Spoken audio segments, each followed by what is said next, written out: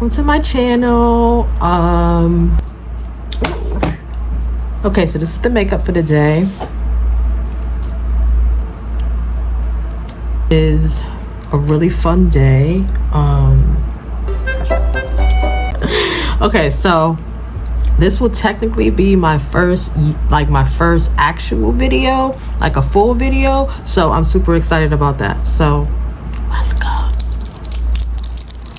I've been working on a lot of things. Every day I'm working on new things, and I'm super duper excited about. Okay, these aren't actually my prescriptions, but it looked really cool, so here we are. And I don't know if the glare is gonna annoy me. Is it doing a thing? I don't know. I love it, but such a nice green look. The lighting isn't the best, but I got my little click on light thing. My ring light is just being a hassle right now, so yeah, here we are. I'm rambling because I'm new and I have to just, you know, ramble, and then boom, I'm gonna talk to y'all like how I talk to, you know, like we just in it together, right? So I'm new, and yeah, I'm excited though. I've been working on a lot of things. I have this brown dress, which I'm gonna insert here, boom, and it really is sheer, like really sheer, but with the layering, I kind of like made like this panty, you know, illusion. I guess it's like the illusion of there being a panty. I haven't really got around to how am I gonna like cover the nipple area, if I wanted to cover the nipple area. We gotta circle back to that. Thinking about putting another layer under, but I still wanted to kind of be exposed boob at the very least, because it's fun. Like really just is scraps of a sheer brown that I already used for something else, and it was already cut up, clearly because it's a scrap. Duh. So to put it together to where it actually is wearable, and I would even say ready to wear, I love it. Now insert another piece right here.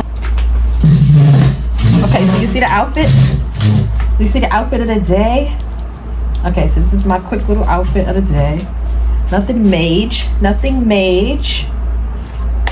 All right, so this is the baby. Look how pretty so. Isn't she did so pretty? I love it. And this would be clearly the sample of it, and then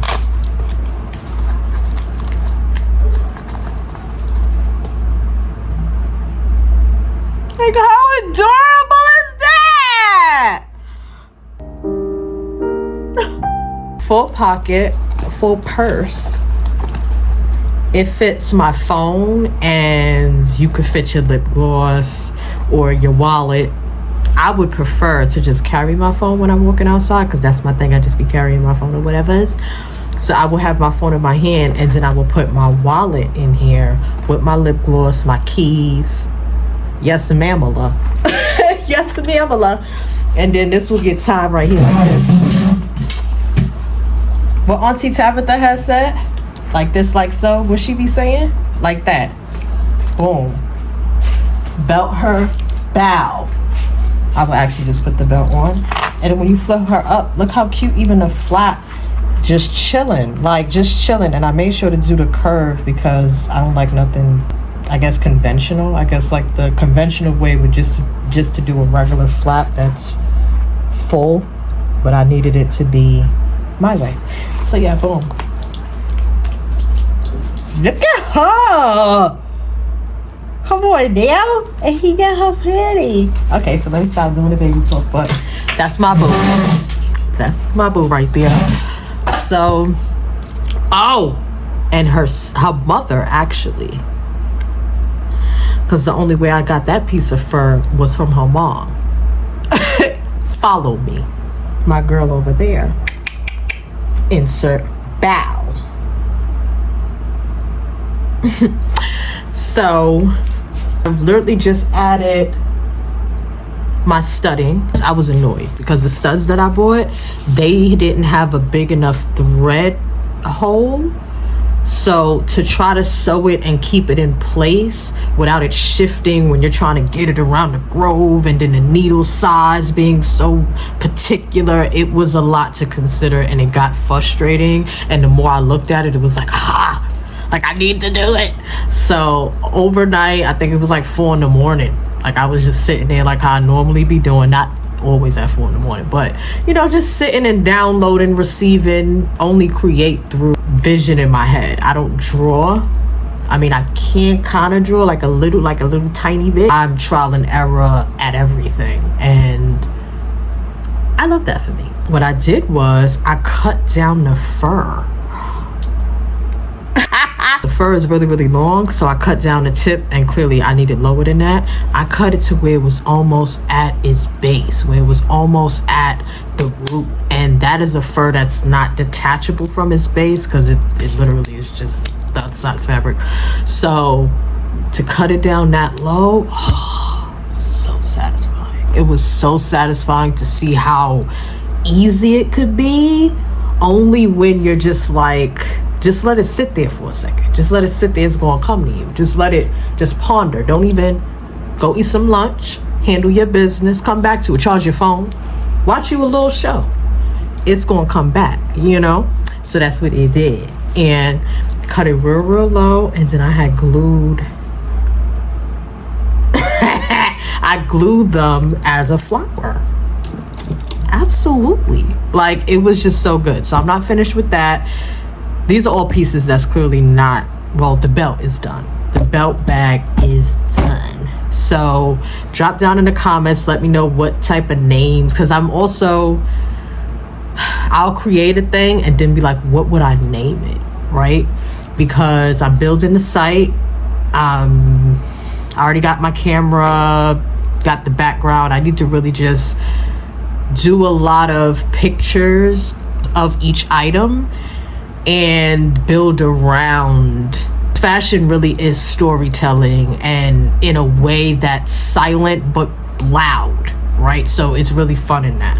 Every piece that I created, I like, this story comes to it. So I don't know, let me know, drop down in the comments, and fellow designers, how is your process, right? How, like, what is the process for you? Like, does the story come into your head first, and like the full, so does the story come to your head first? Do you get stimulated by an image or a video or whatever it is, and it creates the shirt, the pants, the bag, the hat? Or is it a piece, get inspired, make a piece by that inspiration, and then the whole world creates itself around that thing? So is it the first or the second, if that makes sense? Drop down if I'm not clear, and I'm gonna make sure to clarify, because I'm really, really intrigued by that. So yeah, like, the story ends up coming to me, and it could happen either one of those ways, to where the story comes at first and I'm like, what can I pull out of this to create from?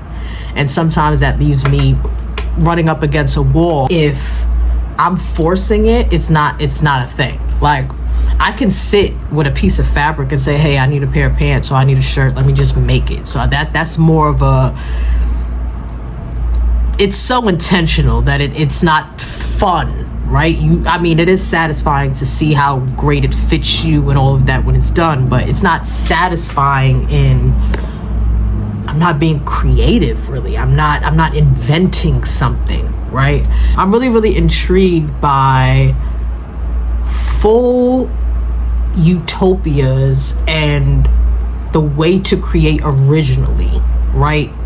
When there's so many, you know, stencils to follow. That's another conversation. I just want to know the process, because for me, it's like, if I'm watching a show or a movie, it's hard, not hard, it's more challenging to create when you're so, I guess, when you're so inundated with like a certain image or a certain sound, and to separate yourself and your originality but still hold the inspiration of that thing without losing your true authenticity, right? There's a thing there, right? And that's for music, that's for acting, right? I assume that's for every art form. It's like I'll watch a good movie, I'll see a good show, and I'm late on purpose. Because when everybody was talking about Bridgerton in the beginning, I was like, it was during the panty. There was so many other shows happening that I was like, I'll come back to it. And at that time, that wasn't what I wasn't receptive to it, right? So it's new to me, old to y'all. So the fashion inspo that can be pulled from that 3-series masterpiece, right? The fucking inspo, 3 about to be 4. And I'm new, but yeah, drop that tomorrow. Come on, Shonda. Yeah, the inspiration that could be pulled from those 3 seasons is insanity. It's also, art is also history. So for you to know the references that they're pulling from, right? And clearly this is the 1800s that it's supposed to be dated in. So the references that they're pulling from is so like, ooh, like you really got to understand the culture of that time to know all of the small details that make that really sell to you as an 1800s film or archive or theater, whatever it is. For you to really sell that timepiece to me, you have to care about the small details, which art is detailed.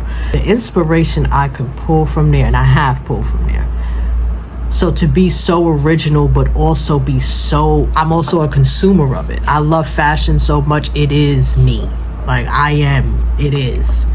So it's hard for me to separate my fandom of something and then still be creating with that inspiration but not copying. A designer, like one of the top houses, makes a certain jean cut or whatever it is, and then every other department store, every smaller brand or whatever it is are now taking that exact same cut, and then we're stuck in that season for way longer than we should be, right? So I'm not a fan of the carbon copy of the thing. So I also made a top